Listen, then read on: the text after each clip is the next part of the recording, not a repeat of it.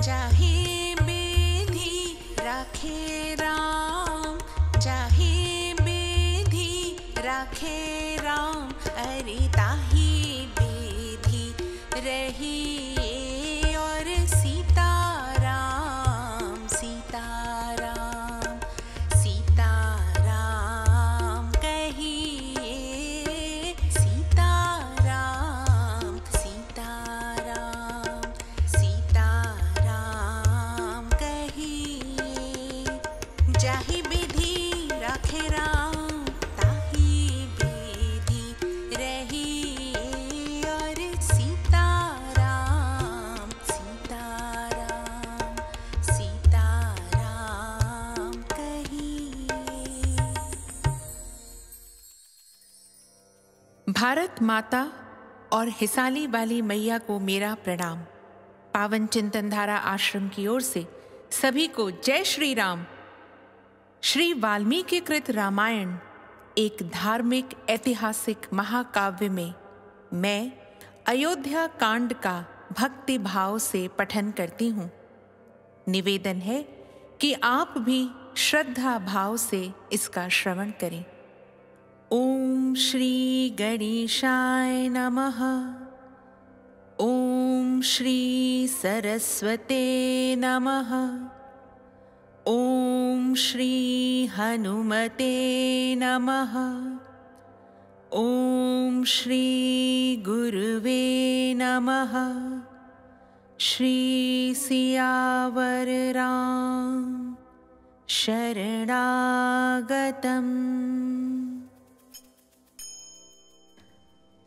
89वां सर्ग। भरत का सेना सहित गंगा पार करके भरद्वाज के आश्रम पर जाना। श्रृंगवेरपुर में ही गंगा के तट पर रात्रि बिताकर रघुकुल नंदन भरत प्रातःकाल उठे और शत्रुघ्न से इस प्रकार बोले, शत्रुघ्न उठो, क्या सो रहे हो? तुम्हारा कल्याण हो। तुम निषाद राज गुह को शीघ्र बुला लाओ, वही हमें गंगा के पार उतारेगा। उनसे इस प्रकार प्रेरित होने पर शत्रुघ्न ने कहा, भैया मैं भी आपकी ही भांति आर्य श्री राम का चिंतन करता हुआ जाग रहा हूँ, सोता नहीं हूँ। वे दोनों पुरुष सिंह जब इस प्रकार परस्पर बातचीत कर रहे थे, उसी समय गुह उपयुक्त वेला में आ पहुंचा और हाथ जोड़कर बोला, ककुत्स कुल भूषण भरत जी, इस नदी के तट पर आप रात में सुख से रहे हैं ना? सेना सहित आपको यहाँ कोई कष्ट तो नहीं हुआ है? आप सर्वथा निरोग हैं ना? गुह के स्नेहपूर्वक कहे गए इस वचन को सुनकर श्री राम के अधीन रहने वाले भरत ने यूं कहा, बुद्धिमान निषादराज, हम सब लोगों की रात बड़े सुख से बीती है। तुमने हमारा बड़ा सत्कार किया। अब ऐसी व्यवस्था करो जिससे तुम्हारे मल्लाह बहुत सी नौकाओं द्वारा हमें गंगा के पार उतार दें। भरत का यह आदेश सुनकर गुह तुरंत अपने नगर में गया और भाई बंधुओं से बोला, उठो, जागो, सदा तुम्हारा कल्याण हो। नौकाओं को खींचकर घाट पर ले आओ। भरत की सेना को गंगा जी के पार उतारूंगा। गुह के इस प्रकार कहने पर अपने राजा की आज्ञा से सभी मल्लाह शीघ्र ही उठ खड़े हुए और चारों ओर से 500 नौकाएं एकत्र कर लाए। इन सब के अतिरिक्त कुछ स्वस्तिक नाम से प्रसिद्ध नौकाएं थीं, जो स्वस्तिक के चिन्हों से अलंकृत होने के कारण उन्हीं चिन्हों से पहचानी जाती थीं। उन पर ऐसी पताकाएं फहरा रही थीं जिनमें बड़ी बड़ी घंटियां लटक रही थीं। स्वर्ण आदि के बने हुए चित्रों से उन नौकाओं की विशेष शोभा हो रही थी। उनमें नौका खेने के लिए बहुत से डांड लगे हुए थे तथा चतुर नाविक उन्हें चलाने के लिए तैयार बैठे थे। वे सभी नौकाएं बड़ी मजबूत बनी थीं। उन्हीं में से एक कल्याणमयी नाव गुह स्वयं लेकर आया, जिसमें श्वेत कालीन बिछे हुए थे तथा उस स्वस्तिक नाम वाली नाव पर मांगलिक शब्द हो रहा था। उस पर सबसे पहले पुरोहित, गुरु और ब्राह्मण बैठे। तत्पश्चात उस पर भरत, महाबली शत्रुघ्न, कौसल्या, सुमित्रा, कैकेयी तथा राजा दशरथ की जो अन्य रानियां थीं वे सब सवार हुईं। तदनंतर राज परिवार की दूसरी स्त्रियां बैठीं। गाड़ियां तथा क्रय विक्रय की सामग्रियां दूसरी दूसरी नावों पर लादी गईं। कुछ सैनिक बड़ी बड़ी मशालें जलाकर अपने खेमों में छूटी हुई वस्तुओं को संभालने लगे। कुछ लोग शीघ्रता पूर्वक घाट पर उतरने लगे तथा बहुत से सैनिक अपने अपने सामान को यह मेरा है, यह मेरा है, इस तरह पहचान कर उठाने लगे। उस समय जो महान कोलाहल मचा वह आकाश में गूंज उठा। उन सभी नावों पर पताकाएं फहरा रही थीं। सबके ऊपर खेने वाले कई मल्लाह बैठे थे। वे सब नौकाएं उस समय चढ़े हुए मनुष्यों को तीव्र गति से पार ले जाने लगीं। कितनी ही नौकाएं केवल स्त्रियों से भरी थीं। कुछ नावों पर घोड़े थे तथा कुछ नौकाएं गाड़ियों, उनमें जोते जाने वाले घोड़े, खच्चर, बैल आदि वाहनों तथा बहुमूल्य रत्न आदि को ढो रही थीं। वे दूसरे तट पर पहुंचकर वहां लोगों को उतार कर जब लौटी, उस समय मल्लाह बंधु जल में उनकी विचित्र गतियों का प्रदर्शन करने लगे। वैजयंती पताकाओं से सुशोभित होने वाले हाथी महावतों से प्रेरित होकर स्वयं ही नदी पार करने लगे। उस समय वे पंखधारी पर्वतों के समान प्रतीत होते थे। कितने ही मनुष्य नावों पर बैठे थे और कितने ही बांस तथा तिनकों से बने हुए बेड़ों पर सवार थे। कुछ लोग बड़े बड़े कलशों, कुछ छोटे घड़ों और कुछ अपनी बाहुओं से ही तैर कर पार हो रहे थे। इस प्रकार मल्लाहों की सहायता से वह सारी पवित्र सेना गंगा के पार उतारी गई। फिर वह स्वयं मैत्र नामक मुहूर्त में उत्तम प्रयाग वन की ओर प्रस्थित हो गई। वहां पहुंचकर महात्मा भरत सेना को सुखपूर्वक विश्राम की आज्ञा दे उसे प्रयाग वन में ठहराकर स्वयं ऋत्विजों तथा राज्यसभा के सदस्यों के साथ ऋषि श्रेष्ठ भरद्वाज का दर्शन करने के लिए गए। देव पुरोहित महात्मा ब्राह्मण भरद्वाज मुनि के आश्रम पर पहुंचकर भरत ने उन विप्र शिरोमणि के रमणीय एवं विशाल वन को देखा जो मनोहर पर्णशालाओं तथा वृक्षावलियों से सुशोभित था। इस प्रकार श्री वाल्मीकि निर्मित आर्ष रामायण आदि काव्य के अयोध्या कांड में 89वां सर्ग पूरा हुआ। राम रामेति रामेति रमे रामे मनोरमे सहस्रनाम ततुल्यम राम नाम वरानने। 90वां सर्ग भरत और भरद्वाज मुनि की भेंट एवं बातचीत तथा मुनि का अपने आश्रम पर ही ठहरने का आदेश देना। धर्म के ज्ञाता नरश्रेष्ठ भरत ने भरद्वाज आश्रम के पास पहुंचकर अपने साथ के सब लोगों को आश्रम से 1 कोस इधर ही ठहरा दिया था और अपने भी अस्त्र शस्त्र तथा राजोचित वस्त्र उतार कर वहीं रख दिए थे। केवल 2 रेशमी वस्त्र धारण करके पुरोहित को आगे किए वे मंत्रियों के साथ पैदल ही वहां गए। आश्रम में प्रवेश करके जहां दूर से ही मुनिवर भरद्वाज का दर्शन होने लगा, वहीं उन्होंने उन मंत्रियों को खड़ा कर दिया और पुरोहित वशिष्ठ जी को आगे करके वे पीछे पीछे ऋषि के पास गए। महर्षि वशिष्ठ को देखते ही महातपस्वी भरद्वाज आसन से उठ खड़े हुए और शिष्यों से शीघ्रता पूर्वक अर्घ्य ले आने को कहा। फिर वे वशिष्ठ से मिले। तत्पश्चात भरत ने उनके चरणों में प्रणाम किया। महातेजस्वी भरद्वाज समझ गए कि ये राजा दशरथ के पुत्र हैं। धर्मज्ञ ऋषि ने क्रमशः वशिष्ठ और भरत को अर्घ्य, पाद्य तथा फल आदि निवेदन करके उन दोनों के कुल का कुशल समाचार पूछा। इसके बाद अयोध्या, सेना, खजाना, मित्र वर्ग तथा मंत्रिमंडल का हाल पूछा। राजा दशरथ की मृत्यु का वृतांत वे जानते थे, इसलिए उनके विषय में उन्होंने कुछ नहीं पूछा। वशिष्ठ और भरत ने भी महर्षि के शरीर, अग्निहोत्र, शिष्य वर्ग, पेड़ पत्ते तथा मृग पक्षी आदि का कुशल समाचार पूछा। महायशस्वी भरद्वाज सब ठीक है ऐसा कहकर श्री राम के प्रति स्नेह होने के कारण भरत से इस प्रकार बोले, तुम तो राज्य कर रहे हो ना, तुम्हें यहाँ आने की क्या आवश्यकता पड़ गई? यह सब मुझे बताओ, क्योंकि मेरा मन तुम्हारी ओर से शुद्ध नहीं हो रहा है। मेरा विश्वास तुम पर नहीं जमता है। जो शत्रुओं का नाश करने वाला है, जिस आनंद वर्धक पुत्र को कौसल्या ने जन्म दिया है, तथा तुम्हारे पिता ने स्त्री के कारण जिस महायशस्वी पुत्र को 14 वर्षों तक वन में रहने की आज्ञा देकर उसे भाई और पत्नी के साथ दीर्घ काल के लिए वन में भेज दिया है, उस निरपराध श्री राम और उसके छोटे भाई लक्ष्मण का तुम अकंटक राज्य भोगने की इच्छा से कोई अनिष्ट तो नहीं करना चाहते हो? भरद्वाज जी के ऐसा कहने पर दुख के कारण भरत की आंखें डबडबा आईं। वे लड़खड़ाती हुई वाणी में उनसे इस प्रकार बोले, भगवन, यदि आप पूज्यपाद महर्षि भी मुझे ऐसा समझते हैं, तब तो मैं हर तरह से मारा गया।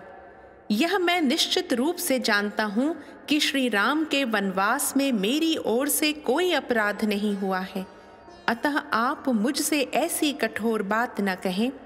मेरी आड़ लेकर मेरी माता ने जो कुछ कहा या किया है, यह मुझे अभीष्ट नहीं है। मैं इससे संतुष्ट नहीं हूँ और न माता की उस बात को स्वीकार ही करता हूँ।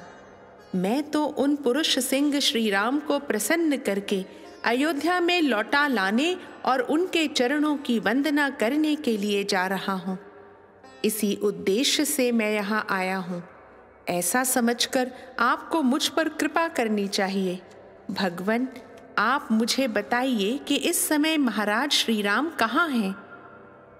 इसके बाद वशिष्ठ आदि ऋत्विजों ने भी यह प्रार्थना की कि भरत का कोई अपराध नहीं है, आप इन पर प्रसन्न हो। तब भगवान भरद्वाज ने प्रसन्न होकर भरत से कहा, पुरुष सिंह, तुम रघुकुल में उत्पन्न हुए हो। तुम में गुरुजनों की सेवा, इंद्रिय संयम तथा श्रेष्ठ पुरुषों के अनुसरण का भाव होना उचित ही है। तुम्हारे मन में जो बात है उसे मैं जानता हूँ, तथापि मैंने इसलिए पूछा है कि तुम्हारा यह भाव और भी दृढ़ हो जाए तथा तुम्हारी कीर्ति का अधिकाधिक विस्तार हो। मैं सीता और लक्ष्मण सहित धर्मज्ञ श्री राम का पता जानता हूँ। ये तुम्हारे भ्राता श्री रामचंद्र महापर्वत चित्रकूट पर निवास करते हैं। अब कल तुम उस स्थान की यात्रा करना। आज अपने मंत्रियों के साथ इस आश्रम में ही रहो। महाबुद्धिमान भरत, तुम मेरी इस अभीष्ट वस्तु को देने में समर्थ हो, अतः मेरी ये अभिलाषा पूर्ण करो। तब जिनके स्वरूप एवं स्वभाव का परिचय मिल गया था, उन उदार दृष्टि वाले भरत ने तथास्तु कहकर मुनि की आज्ञा शिरोधार्य की तथा उन राजकुमार ने उस समय रात को उस आश्रम में ही निवास करने का विचार किया। इस प्रकार श्री वाल्मीकि निर्मित आर्ष रामायण आदि काव्य के अयोध्या कांड में 90वां सर्ग पूरा हुआ। राम रामेति रामेति रमे रामे मनोरमे सहस्रनाम ततुल्यम राम नाम वरानने। 91वां सर्ग। भरद्वाज मुनि के द्वारा सेना सहित भरत का दिव्य सत्कार। जब भरत ने उस आश्रम में ही निवास का दृढ़ निश्चय कर लिया, तब मुनि ने कैकेयी कुमार भरत को अपना आतिथ्य ग्रहण करने के लिए न्योता दिया। यह सुनकर भरत ने उनसे कहा, मुने, वन में जैसा आतिथ्य सत्कार संभव है वह तो आप पाद्य, अर्घ्य और फल मूल आदि देकर कर ही चुके। उनके ऐसा कहने पर भरद्वाज जी भरत से हंसते हुए से बोले, भरत, मैं जानता हूँ मेरे प्रति तुम्हारा प्रेम है, अतः मैं तुम्हें जो कुछ दूंगा उसी से तुम संतुष्ट हो जाओगे। किंतु इस समय मैं तुम्हारी सेना को भोजन कराना चाहता हूँ। नरश्रेष्ठ, इससे मुझे प्रसन्नता होगी और जिस तरह मुझे प्रसन्नता हो वैसा कार्य तुम्हें अवश्य करना चाहिए। पुरुष प्रवर, तुम अपनी सेना को किस लिए इतनी दूर छोड़कर यहाँ आए हो? सेना सहित यहाँ क्यों नहीं आए? तब भरत ने हाथ जोड़कर उन तपोधन मुनि को उत्तर दिया, भगवन, मैं आपके ही भय से सेना के साथ यहाँ नहीं आया। प्रभो, राजा और राजपुत्र को चाहिए कि वे सभी देशों में प्रयत्न पूर्वक तपस्वी जनों को दूर छोड़कर रहें, क्योंकि उनके द्वारा उन्हें कष्ट पहुँचने की संभावना रहती है। भगवन, मेरे साथ बहुत से अच्छे अच्छे घोड़े, मनुष्य और मतवाले गजराज हैं जो बहुत बड़े भूभाग को ढककर मेरे पीछे पीछे चलते हैं। वे आश्रम के वृक्ष, जल, भूमि और पर्णशालाओं को हानि न पहुंचाएं, इसलिए मैं यहाँ अकेला ही आया हूँ। तदनंतर उन महर्षि ने आज्ञा दी कि सेना को यहीं ले आओ। तब भरत ने सेना को वहीं बुलवा लिया। इसके बाद मुनिवर भरद्वाज ने अग्निशाला में प्रवेश करके जल का आचमन किया और ओठ पोंछ कर भरत के आतिथ्य सत्कार के लिए विश्वकर्मा आदि का आवाहन किया। वे बोले, मैं विश्वकर्मा त्वष्टा देवता का आवाहन करता हूँ। मेरे मन में सेना सहित भरत का आतिथ्य सत्कार करने की इच्छा हुई है, इसमें मेरे लिए वे आवश्यक प्रबंध करें। जिनके अगुआ इंद्र हैं, उन 3 लोकपालों का अर्थात इंद्र सहित यम, वरुण और कुबेर नामक देवताओं का मैं आवाहन करता हूँ। इस समय भरत का आतिथ्य सत्कार करना चाहता हूँ, इसमें मेरे लिए वे लोग आवश्यक प्रबंध करें। पृथ्वी और आकाश में जो पूर्व एवं पश्चिम की ओर प्रवाहित होने वाली नदियां हैं, उनका भी मैं आवाहन करता हूँ। वे सब आज यहाँ पधारें। कुछ नदियां मैरेय प्रस्तुत करें, दूसरी अच्छी तरह तैयार की हुई सुरा ले आवें तथा अन्य नदियां ईख के पोरुओं में होने वाले रस की भांति मधुर एवं शीतल जल तैयार करके रखें। मैं विश्वावसु, हाहा और हुहु आदि देव गंधर्वों का तथा उनके साथ समस्त अप्सराओं का भी आवाहन करता हूँ।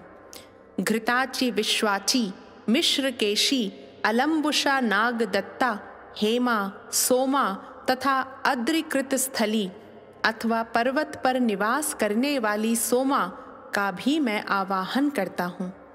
जो अप्सराएं इंद्र की सभा में उपस्थित होती हैं तथा जो देवांगनाएं ब्रह्मा जी की सेवा में जाया करती हैं, उन सब का मैं तुम्बरू के साथ आवाहन करता हूँ। वे अलंकारों तथा नृत्य गीत के लिए अपेक्षित अन्यान्य उपकरणों के साथ यहाँ पधारें। उत्तर कुरु वर्ष में जो दिव्य चैत्र रथ नामक वन है, जिसमें दिव्य वस्त्र और आभूषण ही वृक्षों के पत्ते हैं और दिव्य नारियां ही फल हैं, कुबेर का वह सनातन दिव्य वन यहीं आ जाए। यहाँ भगवान सोम मेरे अतिथियों के लिए उत्तम अन्न, नाना प्रकार के भक्ष्य, भोज्य, लेह्य और चोष्य की प्रचुर मात्रा में व्यवस्था करें। वृक्षों से तुरंत चुने गए नाना प्रकार के पुष्प, मधु आदि पेय पदार्थ तथा नाना प्रकार के फलों के गूदे भी भगवान सोम यहाँ प्रस्तुत करें। इस प्रकार उत्तम व्रत का पालन करने वाले भरद्वाज मुनि ने एकाग्र चित्त और अनुपम तेज से संपन्न हो शिक्षा शास्त्र में बताई गई उच्चारण विधि और व्याकरण शास्त्रोक्त प्रकृति प्रत्यय संबंधी स्वर से युक्त वाणी में उन सब का आवाहन किया। इस तरह आवाहन करके मुनि पूर्वाभिमुख हो हाथ जोड़े मन ही मन ध्यान करने लगे। उनके स्मरण करते ही वे सभी देवता एक एक करके वहां आ पहुंचे।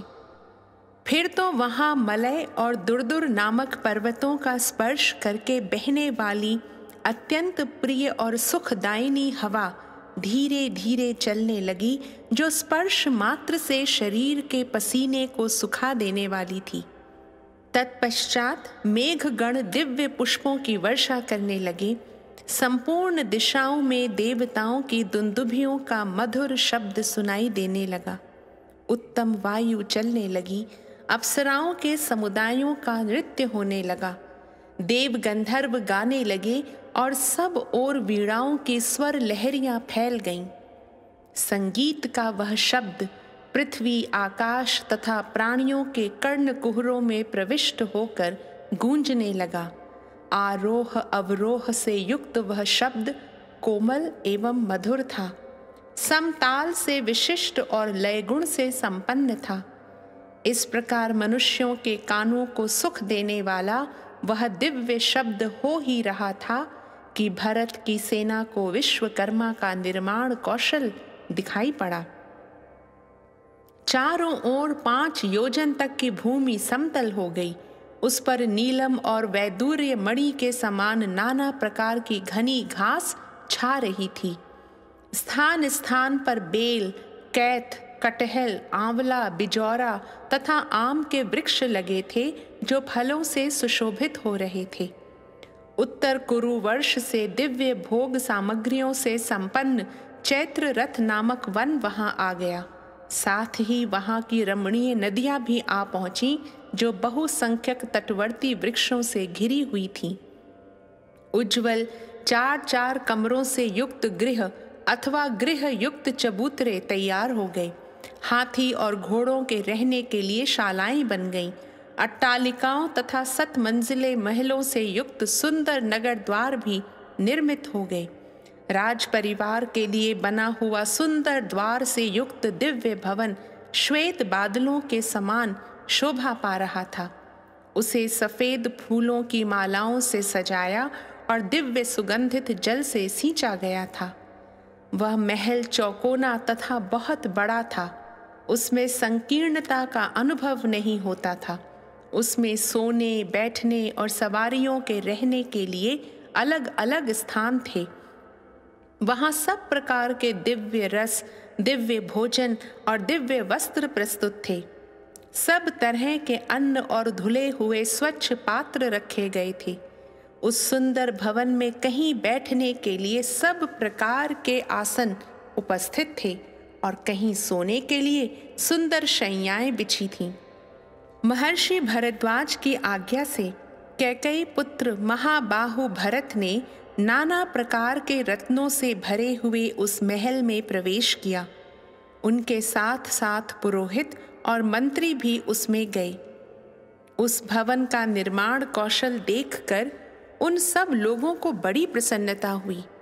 उस भवन में भरत ने दिव्य राज सिंहासन, चवर और छत्र भी देखे तथा वहां राजा श्री राम की भावना करके मंत्रियों के साथ उन समस्त राजभोग्य वस्तुओं की प्रदक्षिणा की। सिंहासन पर श्री रामचंद्र जी महाराज विराजमान हैं, ऐसी धारणा बनाकर उन्होंने श्री राम को प्रणाम किया और उस सिंहासन की भी पूजा की। फिर अपने हाथ में चंवर ले वे मंत्री के आसन पर जा बैठे। तत्पश्चात पुरोहित और मंत्री भी क्रमशः अपने योग्य आसनों पर बैठे। फिर सेनापति और प्रशासता, छावनी की रक्षा करने वाले भी बैठ गए। तदनंतर वहां 2 ही घड़ी में भरद्वाज मुनि की आज्ञा से भरत की सेवा में नदियां उपस्थित हुईं, जिनमें कीच के स्थान में खीर भरी थी। उन नदियों के दोनों तटों पर ब्रह्मर्षि भरद्वाज की कृपा से दिव्य एवं रमणीय भवन प्रकट हो गए थे, जो चूने से पुते हुए थे।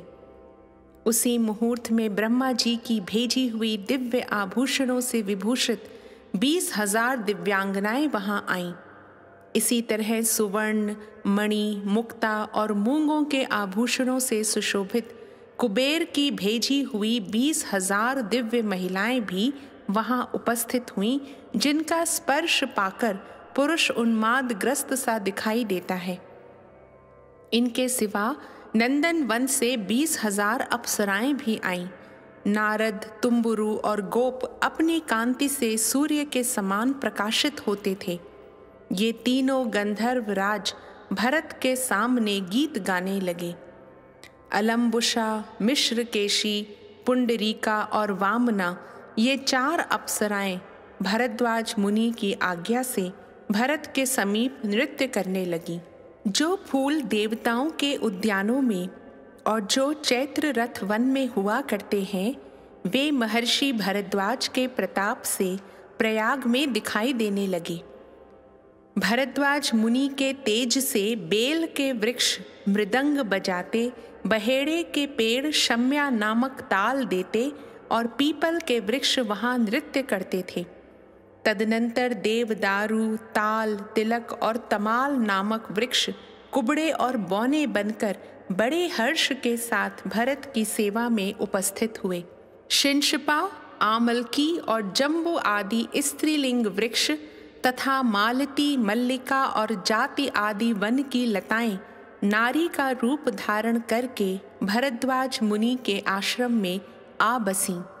वे भरत के सैनिकों को पुकार पुकार कर कहती थीं, मधु का पान करने वाले लोगों, लो यह मधु पान कर लो।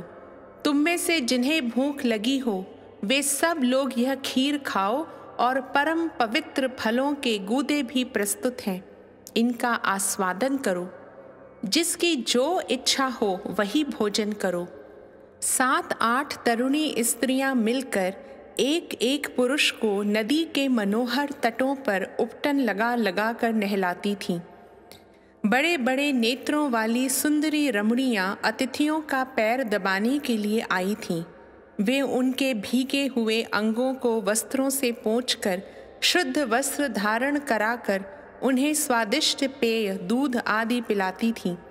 तत्पश्चात भिन्न भिन्न वाहनों की रक्षा में नियुक्त मनुष्यों ने हाथी, घोड़े, गधे, ऊंट और बैलों को भली भांति दाना, घास आदि का भोजन कराया।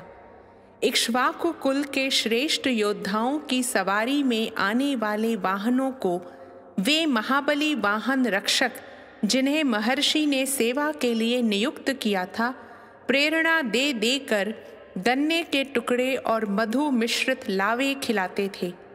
घोड़े बांधने वाले सईस को अपने घोड़े का और हाथीवान को अपने हाथी का कुछ पता नहीं था। सारी सेना वहां मत प्रमत्त और आनंद मग्न प्रतीत होती थी। संपूर्ण मनोवांछित पदार्थों से तृप्त होकर लाल चंदन से चर्चित हुए सैनिक अप्सराओं का संयोग पाकर निम्नांकित बातें कहने लगे। अब हम अयोध्या नहीं जाएंगे, दंडकारण्य में भी नहीं जाएंगे। भरत सकुशल रहें, जिनके कारण हमें इस भूतल पर स्वर्ग का सुख मिला, तथा श्री रामचंद्र जी भी सुखी रहें, जिनके दर्शन के लिए आने पर हमें इस दिव्य सुख की प्राप्ति हुई।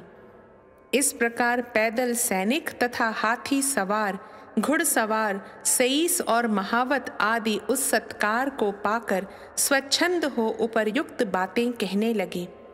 भरत के साथ आए हुए हजारों मनुष्य वहां का वैभव देखकर हर्ष के मारे फूले नहीं समाते थे और जोर जोर से कहते थे, यह स्थान स्वर्ग है। सहस्त्रों सैनिक फूलों के हार पहनकर नाचते, हंसते और गाते हुए सब ओर दौड़ते फिरते थे।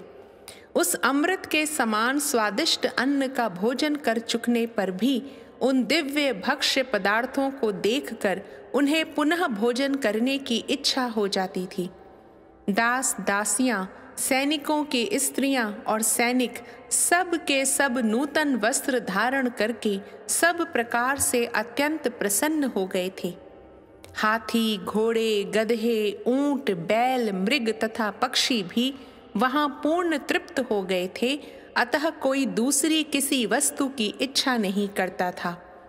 उस समय वहाँ कोई भी मनुष्य ऐसा नहीं दिखाई देता था जिसके कपड़े सफ़ेद ना हो, जो भूखा या मलिन रह गया हो, अथवा जिसके केश धूल से धूसरित हो गए हों। अजवाइन मिलाकर बनाए गए, वराही कंद से तैयार किए गए तथा आम आदि फलों के गर्म किए हुए रस में पकाए गए उत्तमोत्तम व्यंजनों के संग्रहों, सुगंध युक्त रस वाली दालों तथा श्वेत रंग के भातों से भरे हुए सहस्रों सुवर्ण आदि के पात्र वहाँ सब ओर रखे हुए थे, जिन्हें फूलों की ध्वजाओं से सजाया गया था। भरत के साथ आए हुए सब लोगों ने उन पात्रों को आश्चर्यचकित होकर देखा। वन के आसपास जितने कुएं थे उन सब में गाढ़ी स्वादिष्ट खीर भरी हुई थी। वहाँ की गौएं कामधेनु सब प्रकार की कामनाओं को पूर्ण करने वाली हो गई थीं और उस दिव्य वन के वृक्ष मधु की वर्षा करते थे। भरत की सेना में आए हुए निषाद आदि निम्न वर्ग के लोगों की तृप्ति के लिए वहाँ मधु से भरी हुई बावड़ियाँ प्रकट हो गई थीं तथा उनके तटों पर तपे हुए पिठर, कुंड में पकाए गए मृग, मोर और मुर्गों के स्वच्छ मांस भी ढेर के ढेर रख दिए गए थे। वहाँ सहस्रों सोने के अन्न पात्र, लाखों व्यंजन पात्र और लगभग 1 अरब थालियां संग्रहित थीं। पिठर, छोटे छोटे घड़े तथा मटके दही से भरे हुए थे और उनमें दही को सुस्वादु बनाने वाले सोंठ आदि मसाले पड़े हुए थे। एक पहर पहले के तैयार किए हुए केसर मिश्रित पीत वर्ण वाले सुगंधित तक्र के कई तालाब भरे हुए थे। जीरा आदि मिलाए हुए तक्र, रसाल, सफ़ेद दही तथा दूध के भी कई कुंड पृथक पृथक भरे हुए थे। शक्करों के कई ढेर लगे थे। स्नान करने वाले मनुष्यों को नदी के घाटों पर भिन्न भिन्न पात्रों में पीसे हुए आंवले, सुगंधित चूर्ण तथा और भी नाना प्रकार के स्नानोपयोगी पदार्थ दिखाई देते थे। साथ ही ढेर के ढेर दातन जो सफ़ेद कूचे वाले थे वहाँ रखे हुए थे। संपुटों में घिसे हुए सफ़ेद चंदन विद्यमान थे। इन सब वस्तुओं को लोगों ने देखा। इतना ही नहीं, वहाँ बहुत से स्वच्छ दर्पण, ढेर के ढेर वस्त्र और हजारों जोड़े खड़ाऊं और जूते भी दिखाई देते थे। काजलों सहित कजरौटे, कंघे, कूर्च, थकरी या ब्रश, छत्र, धनुष, मर्म स्थानों की रक्षा करने वाले कवच आदि तथा विचित्र शैया और आसन भी वहाँ दृष्टिगोचर होते थे।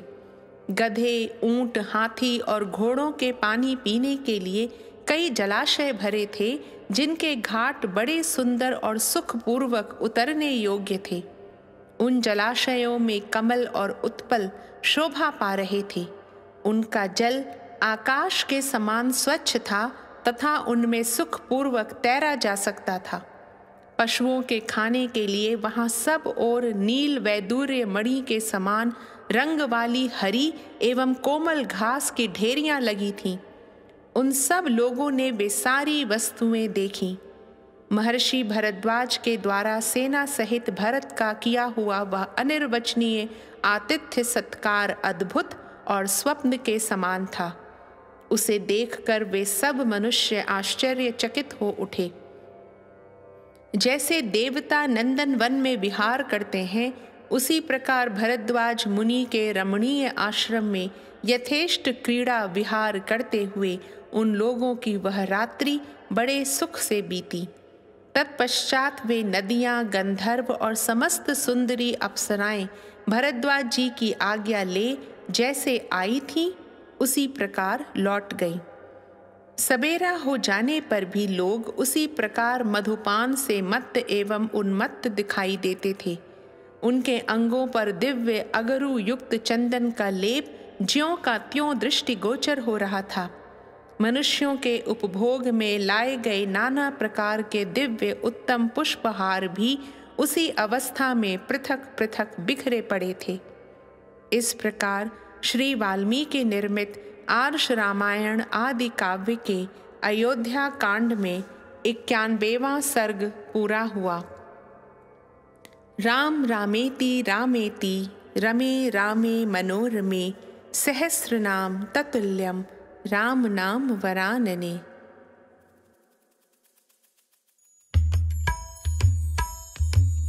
दशरथ